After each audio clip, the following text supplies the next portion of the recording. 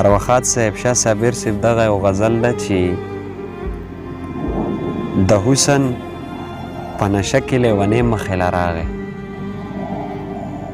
د حسن په نشه کې لیونی مخې له راغی او په چا پسې چې تلم هغه سړی مخې له راغی.